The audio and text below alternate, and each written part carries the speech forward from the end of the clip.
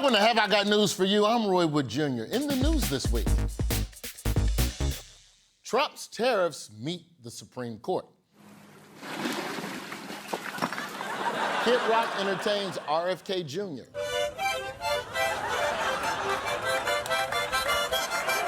Questions remain over Pam Bondi's handling of the Epstein files.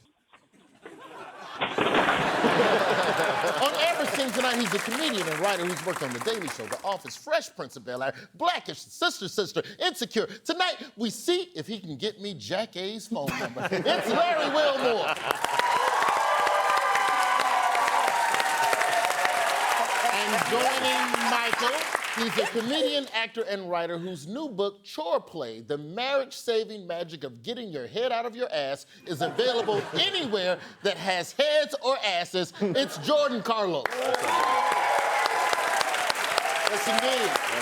Michael, Jordan, welcome to a very special all-black Black History Month panel. Yes. Episode of the show. Yeah. Your last name's Black. Oh, I get to play. All black. Time for the biggest stories of the week. Let's play the feud. Amber, Larry, Yeah. watch the clip. Tell me, what is the story? The story is about Trump. He has bins coming into town. Tariffs. Yeah, and everyone was like, no, you don't. Bad. Yes, the story is the Supreme Court struck down Trump's sweeping tariffs, upending a central plank of his economic agenda. He was hosting a breakfast with governors when he got the news. Apparently, the breakfast had been going well. They were working together. And then President Trump became enraged. He started ranting about the decision, not only calling it a disgrace, but started attacking the courts, at one point saying, "These effing courts," but using the actual language there. We know that President Trump does use expletives on quite often. Trump collected himself, and our effing president addressed the news from the White House aquarium this afternoon. Is he on American Idol? In reference to having the tariffs getting slapped down by SCOTUS, what do you think? Give me a word that the president used. Un-American. He was ashamed of them. I'm ashamed of certain members of the court, absolutely ashamed, for not having the courage to do what's right for our country. They're very unpatriotic and disloyal to our Constitution. It's my opinion that the court has been swayed by foreign interests and a political movement that is far smaller than people would ever think. It's a small movement. Small. I'm afraid of that word movement. When you said it like that. What part of the decision was President Trump most angry about? They didn't mention Melania, the movie. And Probably that he has to go through Congress. He was so offended that he would have to do that. President Trump was mad that the decision limits a lot of his powers. Here's how he described it. To show you how ridiculous the opinion is, however, the court said that I'm not allowed to charge even $1. I can't charge $1. Can't charge $1. I would have used 1 penny, but we don't make the pennies anymore. We save money. I can do anything I want, but I can't charge $1. You ever seen them furniture commercials in the 80s where the dude be like, they say I can't do it, but come on down to the Empire, and I'm gonna charge you $1. Get a couch for $1. I'm crazy Donald, and I got that couch. Also in front of the American Idol aquarium, our president made a big announcement during this briefing. What was the big announcement he made? He didn't poop his pants this time.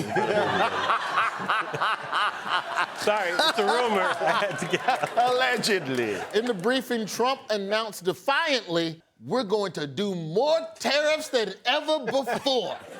Today, I will sign an order to impose a 10% global tariff under Section 122, over and above our normal tariffs. Why do you think he feels so sad and betrayed Because by he the Supreme thought Court? he owned the Supreme Court. And to be honest, I thought he owned the Supreme Court. Turns out he doesn't totally own the Supreme Court. And that's good news. Do you feel like this is the one that they give you, like the Supreme Court just gives the American people to throw you off the scent? Yep. But, oh, no, we always care, but give them tariffs, but yeah, them women voting. I think part of why Trump felt so betrayed is because, according to him, he had tried to be so nice to the court. I wanted to be very well behaved because I wanted to do anything. I didn't want to do anything that would affect the decision of the court, because I understand the court. I understand how they're very easily swayed. I want to be a good boy. Oh my God. Is he living the end of Pinocchio? He's just like, I've been a good boy and now I'll be a real boy. I'm like, why is he doing that? Yeah. Let's just say that the Supreme Court has decided you cannot collect tariffs. But up until that decision, you have been collecting tariffs. Does he have to give the money back? Oh, he's not gonna like this. Question, which retail giant is part of a lawsuit to recoup their lost tariff money? J.C. Penney. I said giant. Oh. Hey, they had their run. I'm not shitting on J.C. Penney. But we're talking about today. It feels like you're doing that. Montgomery Ward. They closed. It's probably Costco, because everybody goes to Costco. Points. It's right? Costco. Yes. Yeah. Has to be. A bunch of companies have already joined a lawsuit to get their money back, including Costco, Revlon, Bumblebee Tuna, and Kawasaki. Oh. I ain't know Bumblebee Tuna had that gangster in them. I love Kawasaki sneaking in there. We're made in America. The irony of it is that Costco's the one place where you can get tuna and a Kawasaki. That's true. Probably why it happened. I mean, you really think about the tariff situation, and if these companies are going to sue the American government to be reimbursed for the tariffs, that was passed on to us in the form of increased prices. shipping Yep. costs, Yes. increased Right. tax costs.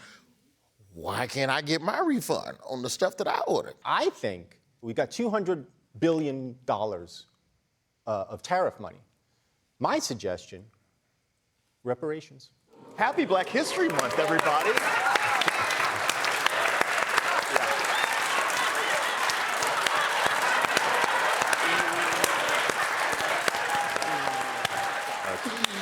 That shit ain't gonna happen. In the form of a Costco card. But yes, according to President Trump, the American people loved the tariffs. I made a speech at a factory. They make steel products. And I said, how are you? Nice to meet you. How's business?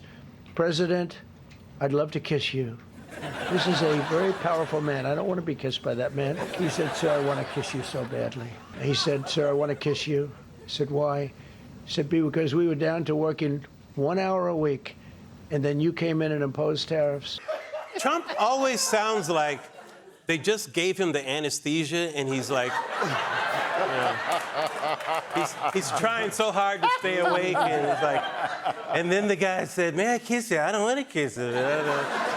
So Trump does understand the concept of consent. That wasn't always clear, but it seems like he does.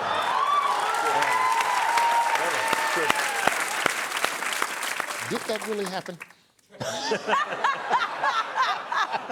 Do we think the president was actually accosted sensually by a steel worker? That someone would come up to him and go, I really want to kiss you. And then he would go, why?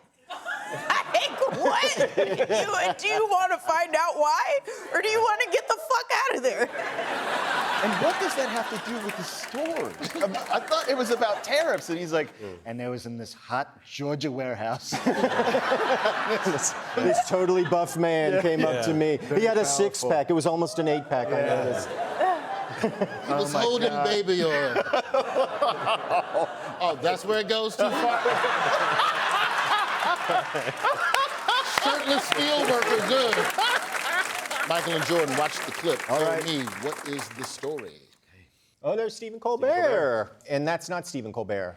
That's... Oh, I know who guy. that is. Censorship. I know who that is. This has something to do with Colbert and the interview with, what's-his-face, James Tallarico, and then the CBS, WB, Paramount thing. It's all of that. The story is the drama at CBS, a lot of government censorship, there's corporate acquisitions on the horizon, and a high-stakes election that all came together this week.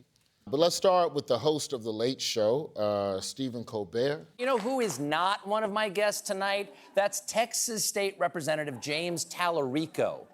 He was supposed to be here, but we were told in no uncertain terms by our network's lawyers, who called us directly, that we could not have him on the broadcast.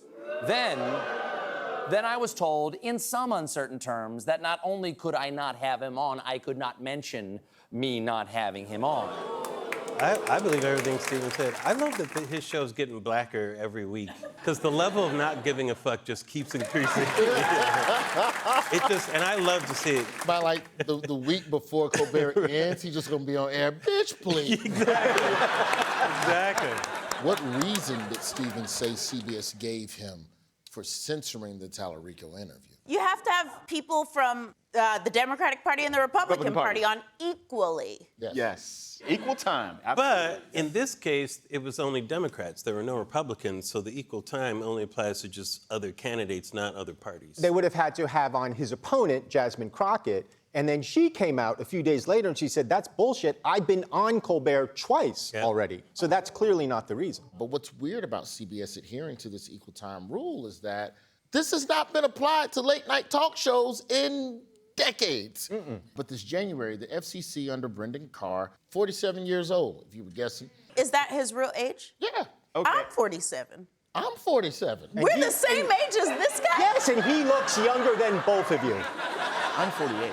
Oh my God, do we look great or is he almost dead? You know what they say about us, black don't crack. That's right. You know what they say? It's true. That's how Stephen Colbert gonna be talking in a Most people had never even heard of James Tallarico. No offense, James Tallarico, but he got more out of this because they didn't air it. There were more people viewing it on that. So it wasn't about this. It's just about trying to kowtow ahead of time. They're paying it forward to the Trump administration. I blame CBS for this. CBS denied that they made any demands, and Colbert called that crap.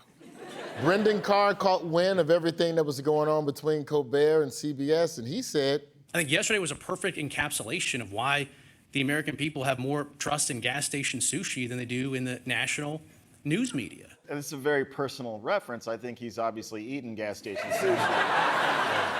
according to Tallarico's campaign, the interview has over 40 million views on social media after it did not air.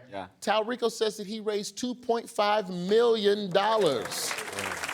Okay. Panel, how do you think this windfall for Tallarico's campaign is going to impact the race in Texas? I think it's what the Republicans don't want. I have to cuss a little bit, so I apologize for that. But here's what these motherfuckers really want to do. Okay? They would love it if Jasmine Crockett got upset about this and if she actually won that race. They think that a black woman can't be senator of Texas. They want her to beat Tallarico. That's why they're making a fuss about this, okay? They don't want Tallarico to get all this money and all this stuff. If she becomes a candidate, then they get their wish because they don't think she stands a chance in the Senate race in Texas. That's what's really going down. Oh my God, that's true. Oh no! Do you think she could win in Texas? Never underestimate the value of talented politicians because policy is never as important as personality. Never. Yeah. Jasmine Crockett is a star. You know, I think she has a good chance in Texas. I believe it's turning more blue than it is red these days. What major business story dropped this week that puts all of this CBS nonsense into context? Is it the acquisition rumors? CBS's parent company is still trying to buy Warner Brothers, despite Warner already having an agreement with Netflix. On Tuesday, Warner Brothers Discovery restarted deal talks with Paramount Skydance, which owned CBS. So now it seems like the memo is going out among Republicans to go after Netflix. 2 weeks ago, senators held a hearing where they grilled CEO Ted Sarandos about buying Warner's. Question, what was Republicans' biggest concern about Netflix? Netflix is too woke. Are we right now on stolen land? I have no idea the history of this land, of where we're sitting today. Nor do I, Senator. So that speaks volumes that neither of you are willing to say, hell no, we're not on stolen land. Why is it that so much of Netflix content for children promotes a transgender ideology? What Peppa Pig he watching? Just for the record, I was joking when I said they're too woke. I didn't know that was the answer. Whether Paramount or Netflix gets Warner Brothers, it could come down to the personalities that are in play, including that of Paramount Skydance CEO, Trump ally, David Ellison. Wow. Look like a young business casual Frankenstein. It's business casual Frankenstein's monster. Come on, boy. Yeah. Come on. People have concerns about Ellison's plans for the entertainment industry, but don't feel bad. Ellison is a guy who loves the movies. Question, what job did David Ellison once have in Hollywood when he was getting his start 20 years ago? He was a PA. He was an actor. Really? Here he is in the 2006 movie Fly Boys, being interrogated as a suspected spy. I robbed a bank. I was in debt to a bookie, and I needed the money. I think we all will continue to trust him with our lives. On the off chance that one day he might actually hit something.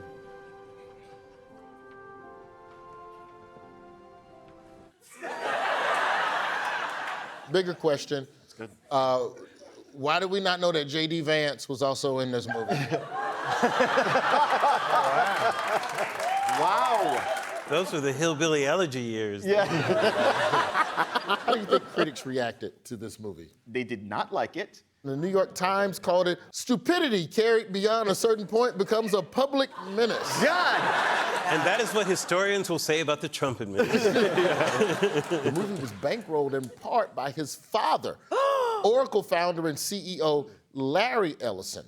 When Fly Boys failed to take off, David Ellison was so stressed about losing his pop's money that he had to be hospitalized. Quote, the reaction to Fly Boys had so unsettled David that he experienced an episode of atrial fibrillation. No. What? Doctors had to shock his heart back into rhythm. So he is kind of a Frankenstein.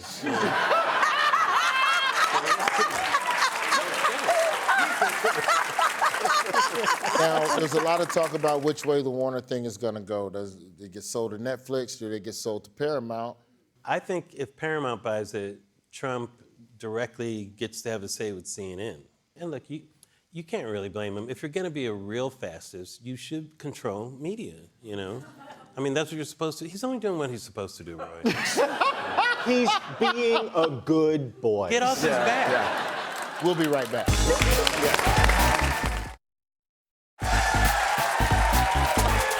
Welcome back. It is time for the offendometer. Teams have to tell us who's the offender, what they did, and who they offended. Who is this offender? Deputy Dog. He just looks like anybody from any Ricky Gervais show. Yeah. Yeah. Yeah. Okay, this is a British person. Okay. Did he arrest Prince Andrew? That's what I was gonna say. Oh,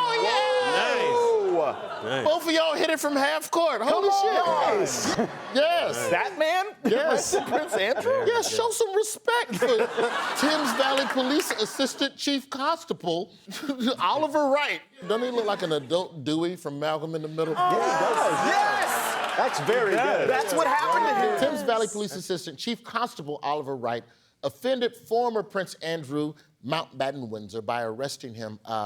Does anyone know the significance of the date of the arrest? It was in Black History Month. Yeah. That's right. Other than that. Which is a global celebration. Oh, was his birthday? Yes, trust yourself. You were correct. You did it. Good job, teammate. Good job. You did it. Former Prince Andrew Mountbatten Windsor was arrested on his birthday. Dang. Yes, in front of all the teenagers he had over, too. Worst birthday ever. Now, does anyone know what the birthday boy was arrested for? Oddly enough, it was for sharing confidential trade information with Epstein. That's correct. Andrew was arrested for suspicion of misconduct in public office. Here's the story. Andrew Mountbatten Windsor was arrested at the private estate of his brother King Charles about 3 hours north of London. On suspicion, Andrew, as trade envoy in the 2000s, shared confidential information with Jeffrey Epstein about investment opportunities around the world. I don't care if he was arrested for farting in an elevator. I want that bitch to be under the jail. Yes, agreed. Question. How's his brother reacting? He literally just threw him under the bus. It was fantastic. He's keeping calm and carrying on. Yes, he is. In a statement, his brother King Charles said, quote, "Let me state clearly, the law must take its course." That was really good. That's basically, that's British for just, hey, good luck, big dog. You on your own. Exactly. I don't know what to tell you. They got you, dog. They got you.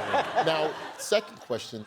How did President Trump feel about the arrest? I think he was probably like, he did that thing where he's like, wish him the best of luck. Wish him the best of luck. I don't know. I don't know him anymore. It's a total disgrace. Never met him. According to Trump, the whole thing is a damn shame. Well, you know, I'm the expert in a way because I've been totally exonerated. That's very nice. I can actually speak about it very nicely. I think it's a shame. I think it's very sad. I think it's so bad for the royal family. What does he think is a shame exactly? Does he think it's a shame that Andrew got arrested or that Andrew was having sex with children? Because he's not clear at all. He's saying it's a shame for the royal family. But he's not saying what the shame is. No, he's Trump. He's clear. Question, what is the historical significance of Andrew's arrest?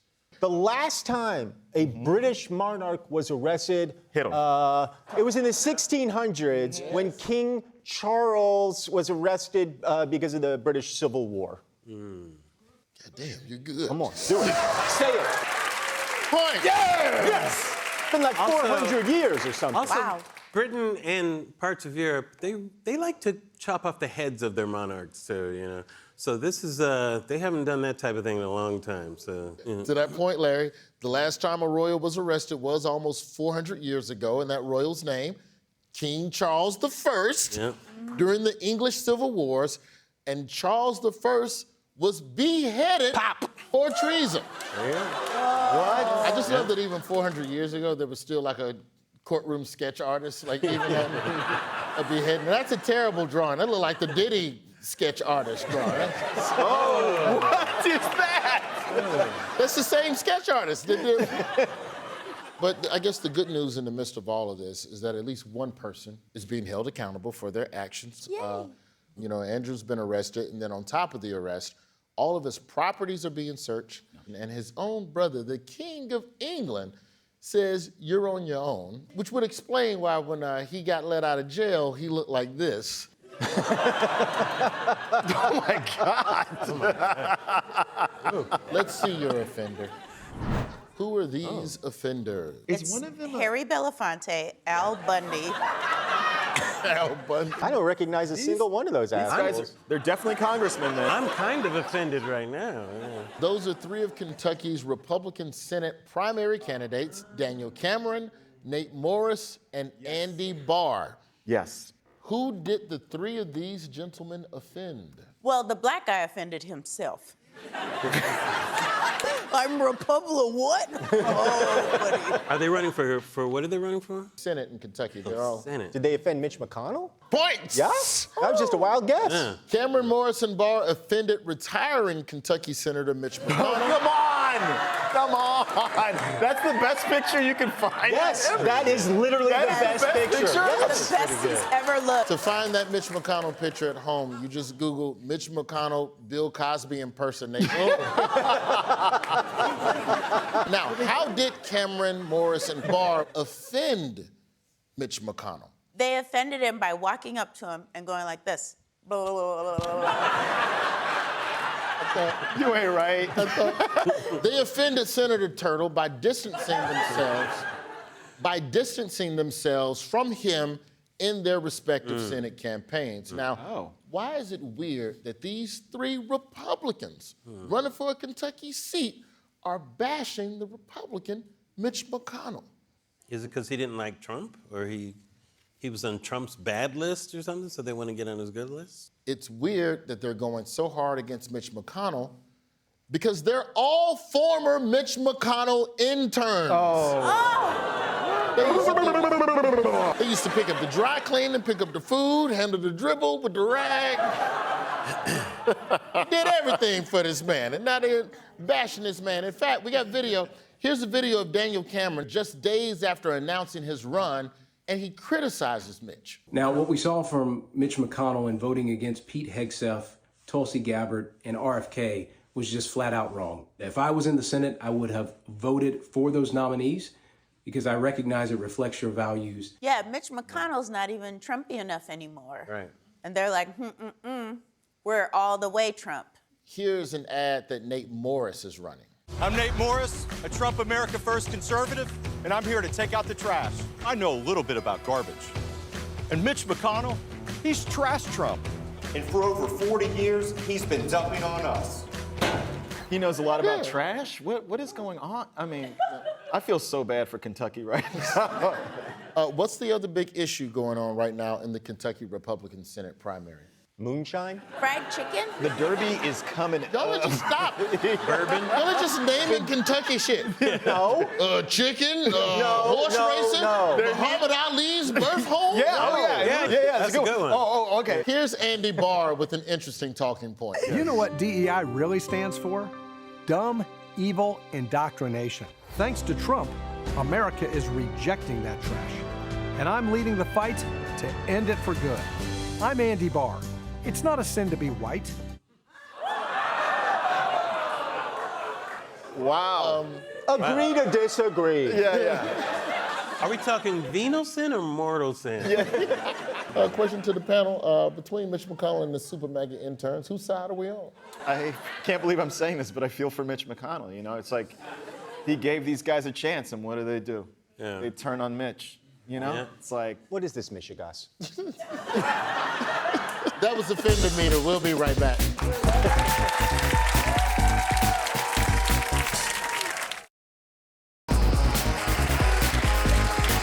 Welcome back. It is time for Missing Words. Here's your headline. Meta patents AI that blank. Get you pregnant. That's probably coming while you're bullshitting. That's what the AI is called, too. Probably coming.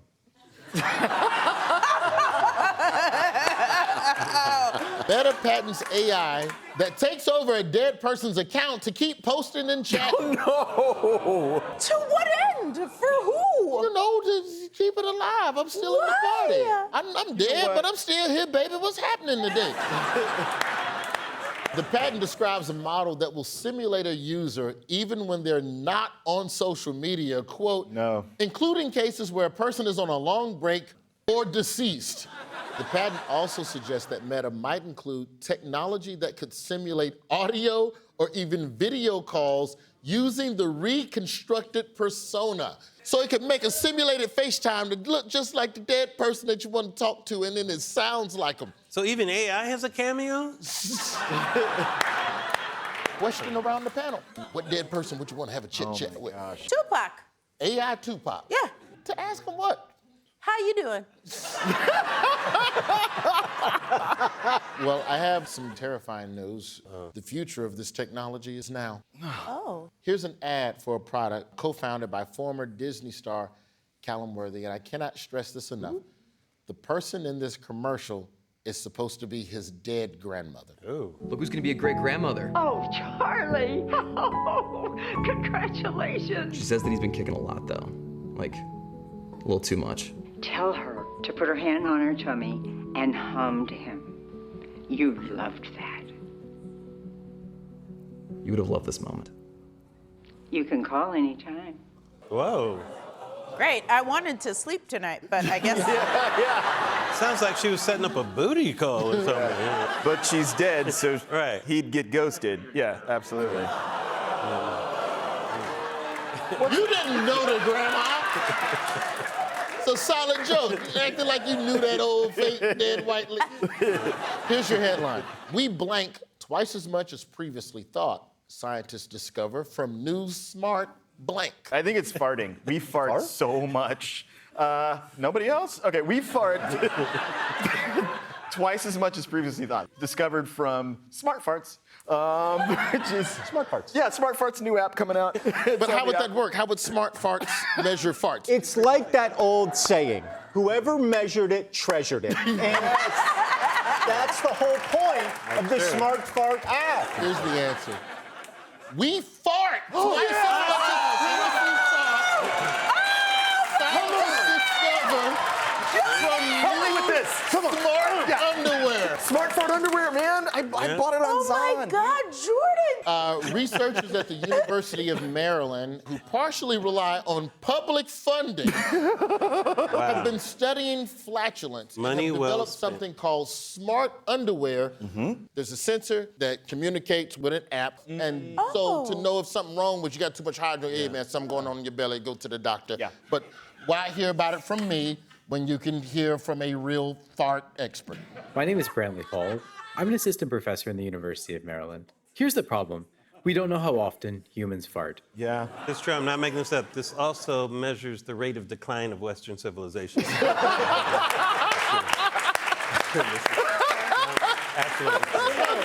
We need more information. Go on, Brantley. Early testing has revealed something interesting. We found that people farted an average of 32 times per day, not 10 to 15. And we captured some people farting more than 50 times a day, while others only farted once or twice. So he did all that work, but he doesn't know. He was like, some people fart never, and some people only ever fart. That's missing words. More after the break.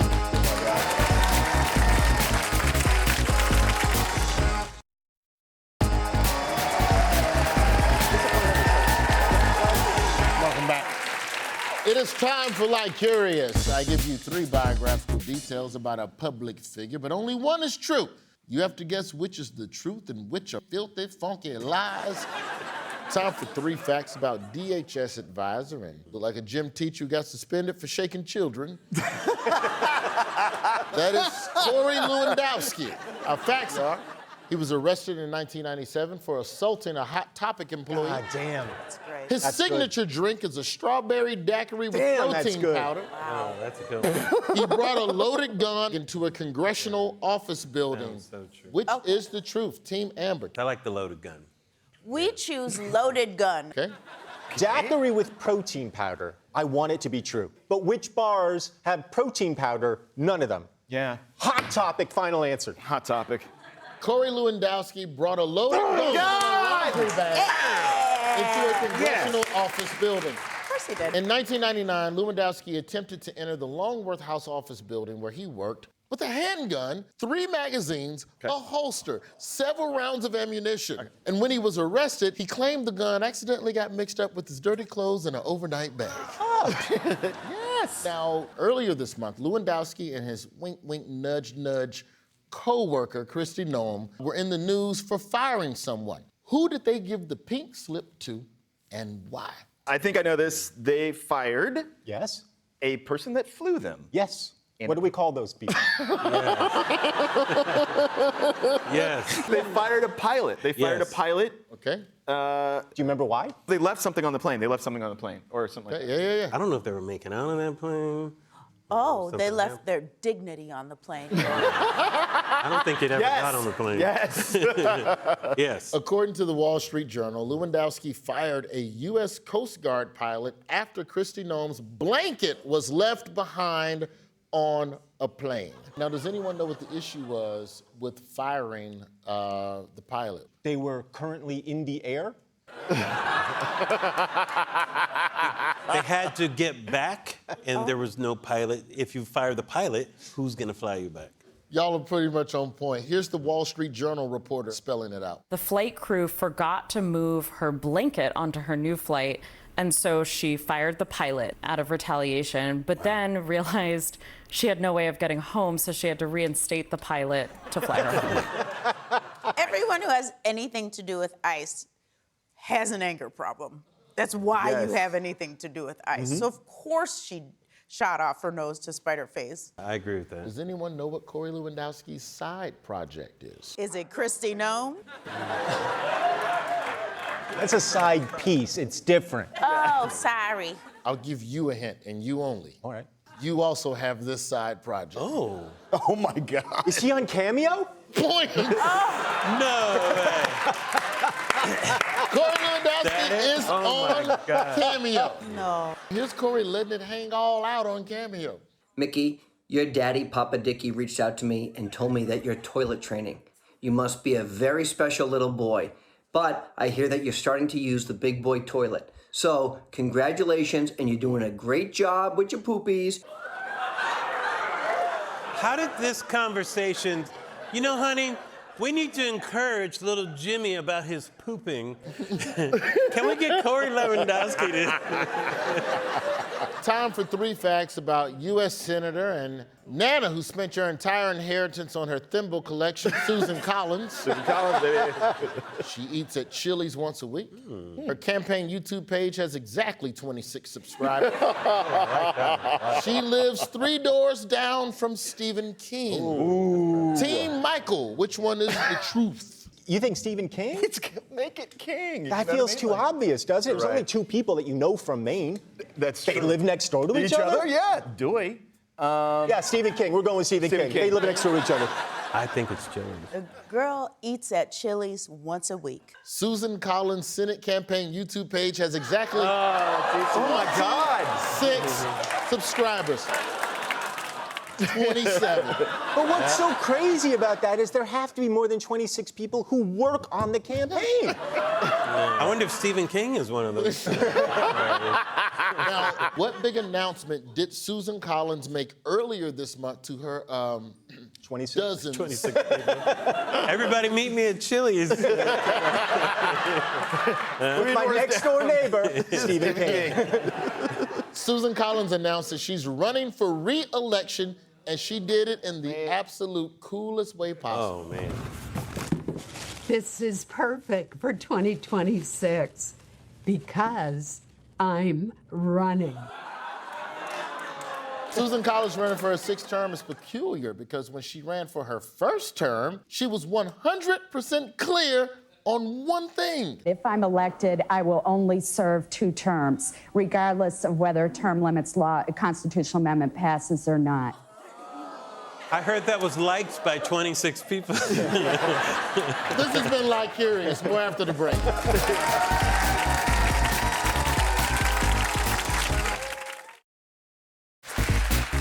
Welcome back. It's time for Which is Higher. I'll give you 2 unrelated numbers from the news. You tell me, which is higher? The number of presidents who kept possums around the White House as pets, or the number of presidents who kept raccoons around the White House as pets? What the fuck are these people doing? So who would keep a possum? Andrew Jackson, obviously. Yep. Who would keep a raccoon? Teddy Roosevelt. So that's 1 to 1. I want to say raccoon. No, it's a trick question. It's got to be possums. Right? Because raccoons are so adorable. Yeah, exactly. You would think it would be raccoons. I think so. But ugly-ass possums. There you go. Yep. The number of presidents who kept possums in the White House as pets is 2. And the number of presidents who kept raccoons in the White House as pets is 1. Come on! So as of the time of this taping, the amount of presidents who kept possums is higher. Does anyone want to guess which president had raccoons? It does feel like TR, right? Yeah, Teddy Feels like Roosevelt. Teddy He was like, look, I got a grizzly bear in the living room, you know, like. Yeah, TR's a good answer, but could have been one of the shot presidents too, you know. One of the like McKinley? Yeah, Garfield, McKinley. Let me make sure I understand this, Larry Wilmore. Yeah. In your mind, Right. American presidents are like Slave owning. classified slave presidents, shot, free slave, Yes. shot, Yes. Obama. Yes. Pretty much. Pretty much. Yeah. President Calvin Coolidge had raccoons. Of course it was Calvin Cool Coolidge. Cal, every time. Here's First Lady Grace Coolidge with their raccoon Rebecca. Oh. Which one is the raccoon? Damn dog. But it turns out Rebecca wasn't originally meant to be a pet. One of Calvin Coolidge's supporters from Mississippi decided to send the Coolidges a Thanksgiving dinner, and what he sent them was a live raccoon. They decided, well, we're going to keep her instead. There's a third option. Get that thing out of your fucking house. It's the raccoon. So we know about the raccoon. Meanwhile, with the possums, President Hoover kept a possum named Billy Possum. Billy Possum. Seen here reacting to the slaves being freed. Very happy possum. But Hoover wasn't the only possum lover in chief. There was another one. So quick question. Who was the other president to have a possum? Was it Benjamin Harrison, Zachary Taylor, or Frederick Pierce? I believe it was Zachary Taylor, right? That's what killed him. It's the guy on the left, Benjamin Harrison. The other two are not presidents. God!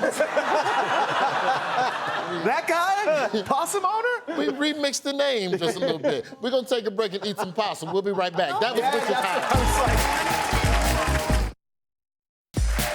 Welcome back. It's time for a game called Who's That Baby? Who that? I'll show you a famous person's baby picture and you tell me, who's that baby?